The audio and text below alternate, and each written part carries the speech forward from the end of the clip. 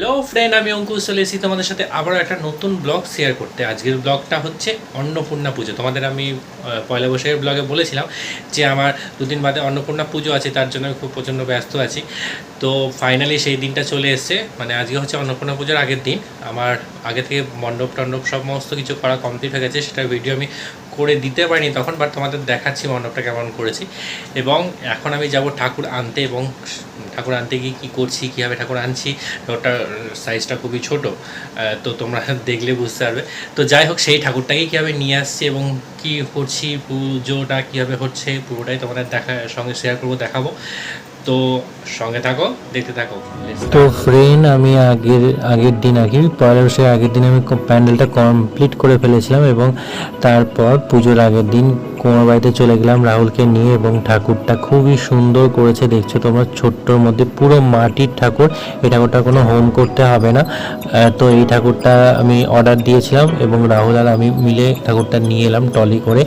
ঠাকুরটা এত দুল ছিল, মানে পুরোটা মাটির, তো আমার খুব ভয় লাগছিল না কিছু ভেঙে যায়। খুব সূক্ষ্ম কাজ, একদম সূক্ষ্ম মাটি।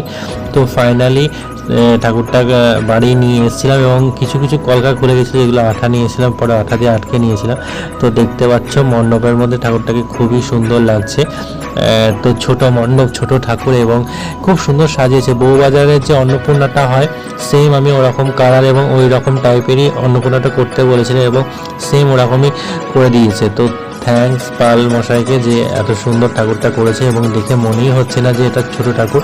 যে দেখছে সে বলছে এই ঠাকুরটা বিচুলির ঠাকুর না, নর্মাল মাটির ঠাকুর, এত বড় ঠাকুর কি করে করলো। তো রাত্রিবেলা অনেক রাতে এসে আমি ঠাকুরটাকে কমপ্লিট করলাম, অস্ত্র শস্ত্র এবং ফুল গয়নাগাটি পরিয়ে সমস্ত কিছু দিয়ে। ফাইনালি আমি রেডি হয়ে গেছি, দেখতে পাচ্ছ। সকালবেলা উঠে পড়েছি, স্নান টান করে পুরোপুরি কমপ্লিট, এবং এবার পুজোর সমস্ত জোগাড়যন্ত্রী হচ্ছে। আর পুরোহিত আসবে 9টার সময়, তার আগে ভোগ টোগ সমস্ত কিছু কমপ্লিট করে ফেলতে হবে। তো রীতিমতো জোগাড়যন্ত্রী তুঙ্গে। তো কিছু জিনিস কেনার আছে, আমি তার জন্য বাইরে আছি। তো পুজোর আয়োজন করা হচ্ছে এখানে। ভোরবেলা 5টা থেকে উঠে থেকে সমস্ত আয়োজন করা হচ্ছে। দেখো রান্না হবে আর কি, ভোগ রান্না হবে, তার জন্য সমস্ত জিনিসপত্র রেডি হয়ে আছে। এবং আমি যেটা বেরিয়েছিলাম, এই ঠাকুরের গয়না এবং নাকের টাকের এইগুলো আমি কালকে রাত্রিবেলা পাইনি, আমি আমার দোকান থেকেই নিয়ে এসেছি, দোকান খুলে। কারণ রাত্রিবেলা আমি গিয়েছিলাম তখন পুরাতলা মার্কেট বন্ধ ছিল, মেবি কেউ মারা গেছিলো তার জন্য। তো সকালবেলা উঠে আমি এই সমস্ত কিছু সাজিয়ে তারপর ফুল টুলগুলো কমপ্লিট করছিলাম, ফুল টুলগুলো ঠিকঠাক করছিলাম। আমার ছেলে প্রচণ্ড বদমাইশি করছিল বলে রাহুল ওকে সঙ্গে নিয়ে রেখেছিল, এবং পুরোপুরি জোগাড়যন্ত্রী যেটুকু করার আর কি পুরোহিত আসার পরে সেটুকু আমি কমপ্লিট করে ফেলেছিলাম, এবং ঠাকুরটাকে খুব সুন্দর করে রেডিও করে ফেলেছিলাম। অবশেষে পুরোহিত মশাই চলে এলেন, এবং উনি পুজোতে বসছিলেন। তার আগে যেটুকুনি যা করার সেগুলো উনি করে নিচ্ছিলেন, এবং তারপরে উনি পুজোর জন্য সমস্ত কিছু তৈরি করছিলেন।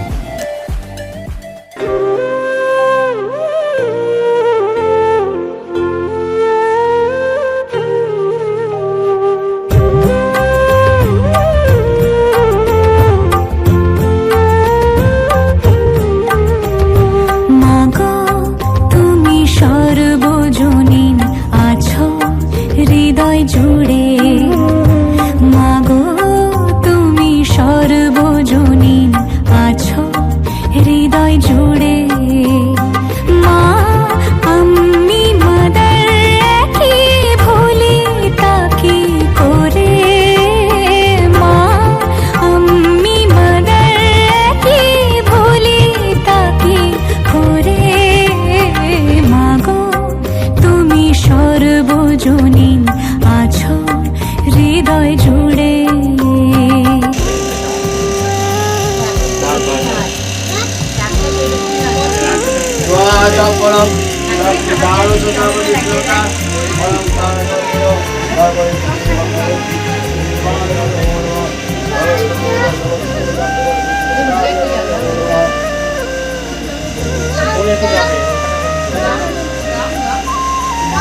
ঘরে যে মা মন্দিরেতেও দেখি মোরা সেই মায়েরই মুখ।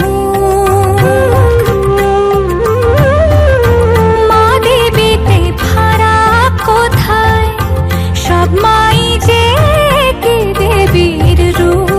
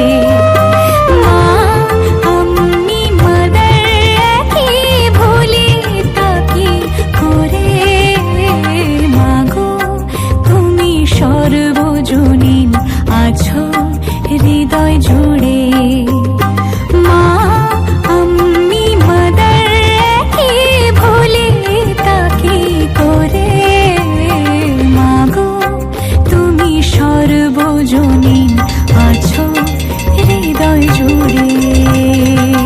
তো অবশেষে পুজো শেষ হয়ে গেল, এখন বিজয়া পর্ব চলছে। এখন ঠাকুর থাকবে মোটামুটি শুক্র শনিবার পর্যন্ত ঠাকুর থাকবে, কারণ অষ্টমী আজকে ছিল, নবমী, তারপর দশমী আছে, তারপর বৃহস্পতিবার পড়ছে, তো অনেক কদিন ঠাকুর থাকবে। ফার্স্ট বিজয়াটা করিল, প্রদীপ মশাই আর আসবেন না বলে। তো আমাদের পুজো টুজো সব কমপ্লিট হয়ে গেল, এবং এবার খুব কষ্ট হয়েছে গরমে, মানে উপোস করে থাকতে পারছিলাম না। কালী পুজোর সময় তো শীতকাল থাকে, উপোস করে থাকতে পারছিলাম, তাও বাড়ি মানে পুজোর পরে কোনো রকমের প্রসাদ খেয়ে সবাই খেয়ে নিয়েছিলাম ভোগ টোক। তো এই দেখো সবাই এখন খাওয়া দাওয়া চলছে, অনেকেই এসছিল, অনেকে বলতে পারিনি এবার পুজোয়। তো প্রথম দফার ভিডিও এটুকুনি ছিল। তো নেক্সটে বিজয়া এবং ভাসানের ভিডিও আসছে। তো আজকের মতো টাটা, আবার নেক্সটে দেখা হচ্ছে।